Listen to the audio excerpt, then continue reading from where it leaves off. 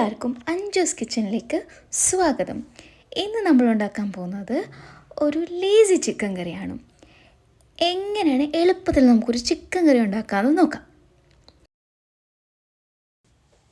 Chicken കറിക്ക് വേണ്ടിയിട്ട് ഞാൻ 4 സബോളയാണ് ആദ്യം എടുക്കുന്നത്. അപ്പം സബോളയുടെ തൊലിയെല്ലാം ഞാൻ പൊളിച്ചു വൃത്തിയാക്കി. എന്നിട്ട് നമുക്ക് സബോള പകുതിയാക്കിയിട്ട് അരിഞ്ഞിട്ട് ഇതുപോലെ സ്ലൈസ് ചെയ്ത് സി ഷേപ്പിലാണ് ഞാൻ അരിയുന്നത്. സി ഷേപ്പിൽ ഇതുപോലെ കുഞ്ഞു കുഞ്ഞായിട്ട് അരിഞ്ഞെടുക്കണം. അപ്പം നമുക്ക് 4 സബോളയും അരിഞ്ഞെടുക്കാം.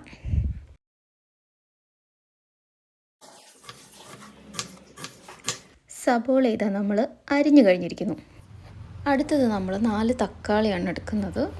4 തക്കാളി വൃത്തിയാക്കി ഇതേപോലെ തന്നെ പകുതിയാക്കി ഇതുപോലെ ചെറുതായിട്ട് സ്ലൈസ് ചെയ്തെടുക്കണം നമുക്ക്. അപ്പം 4 തക്കാളിയും ഇതുപോലെ കുഞ്ഞു കുഞ്ഞായിട്ട് സ്ട്രെയിറ്റ് ആയിട്ടാണ് സ്ലൈസ് ചെയ്യുന്നത്. ഞാൻ സ്ലൈസ് ചെയ്ത് എടുത്തിരിക്കുന്നു ഞാനിപ്പം. തക്കാളിക്ക് ശേഷം ഇതാ ഞാൻ 6 പഴുത്ത മുളകാണ് എടുത്തേക്കുന്നത്, ഇല്ലെങ്കിൽ റെഡ് ചില്ലി എന്നും പറയും. അപ്പം ഇത് ഒരു 6 എണ്ണം എടുത്തിട്ടുണ്ട്. നിങ്ങൾക്ക് വേണമെങ്കിൽ ഗ്രീൻ ചില്ലി എടുക്കാം. ഞാൻ ഇതുപോലെ പകുതിയാക്കി നീളത്തിൽ കീറിയിടുവാണ്.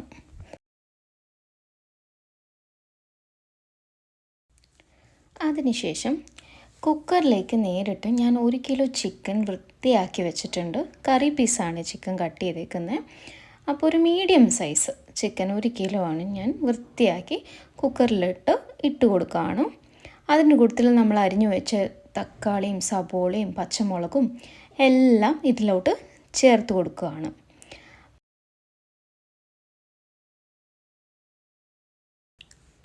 അടുത്തതായിട്ട് മല്ലിയിലയും പുതിനയിലയും 1 കൈപ്പിടിയോളം കഴുകി വൃത്തിയാക്കിയത് ചേർത്ത് കൊടുക്കാം. അടുത്തതായിട്ട് കുരുമുളക്, പട്ട, ജാതിപ്പൂ, ഗ്രാമ്പൂ, തക്കോലം, പെരുംജീരകം, ജീരകം, പിന്നെ പട്ടേല, 2 ടേബിൾ സ്പൂൺ മുളക് പൊടി ചേർത്ത് കൊടുക്കാം. പിന്നെ നമുക്ക് 2 ടേബിൾ സ്പൂൺ മല്ലിപ്പൊടി ചേർത്ത് കൊടുക്കാം. അതിൻ്റെ കൂടെ 1 ടീസ്പൂൺ ഗരം മസാല ചേർത്ത് കൊടുക്കാം.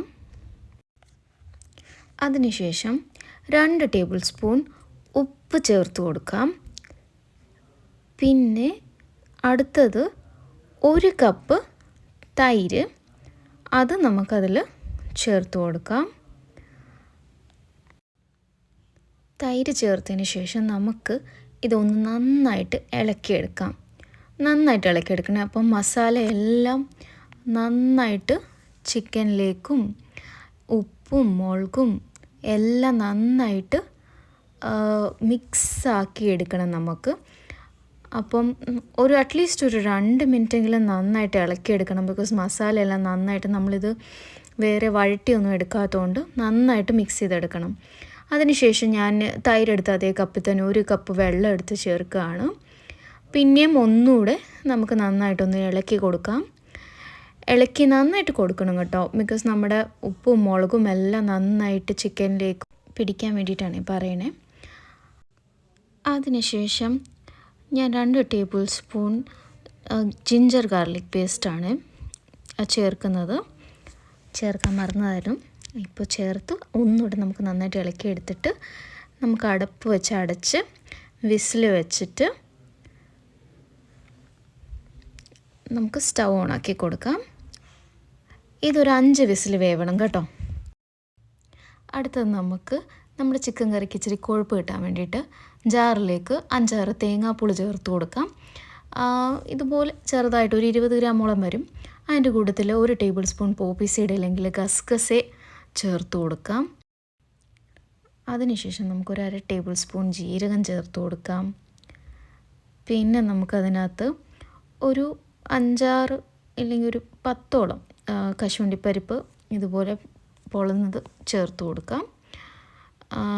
പിന്നെ ഇച്ചിരി 1/2 ടീസ്പൂണോളം മുളക് പൊടി ചേർത്ത് കൊടുക്കാം. ആവശ്യത്തിന് വെള്ളം ചേർത്ത് കൊടുക്കാം. മുളക് പൊടി ഓപ്ഷണലാണ്. ഞാൻ ഉപയോഗിക്കുന്ന മുളക് പൊടി കളറില്ലാത്തതുകൊണ്ടാണ് ഇച്ചിരി ഉപ്പ് ചേർക്കുന്നത്. നമുക്കിത് അരച്ചെടുക്കാം. 5 വിസിലിന് ശേഷം ആവിയൊക്കെ പോയി. നമുക്കിപ്പോൾ വിസിൽ മാറ്റിയിട്ട് ചിക്കൻ കറി ഒന്ന് തുറന്ന് നോക്കാം. ആഹാ, നല്ല ആവിയൊക്കെ വന്ന് ചിക്കനൊക്കെ നന്നായിട്ട് വെന്തിട്ടുണ്ട്. ഇപ്പം നമുക്കിതിലേക്ക് നമ്മൾ നേരത്തെ അരച്ചു വെച്ച പേസ്റ്റ് ചേർത്ത് കൊടുക്കാം. ചേർത്ത് കൊടുത്തതിന് ശേഷം നമുക്ക് നന്നായിട്ട് ഇത് മിക്സ് ചെയ്ത് കൊടുക്കാം. മിക്സ് ചെയ്തതിന് ശേഷം ഒരു 2 മിനിറ്റത്തേക്കിന് ഇതൊന്ന് തിളച്ച് വരട്ടെ. 2 മിനിറ്റ് തിളച്ചു. നമ്മുടെ ചിക്കൻ കറി റെഡി ആയിട്ടുണ്ട്. 10 മിനിറ്റ് മതി ഈ ചിക്കൻ കറി ഉണ്ടാക്കിയെടുക്കാൻ. ഒന്ന് ട്രൈ ചെയ്ത് നോക്കാം കേട്ടോ. Thank you for watching. ലൈക്കും ഷെയറും സബ്സ്ക്രൈബ് ചെയ്യാൻ മറക്കല്ലേ.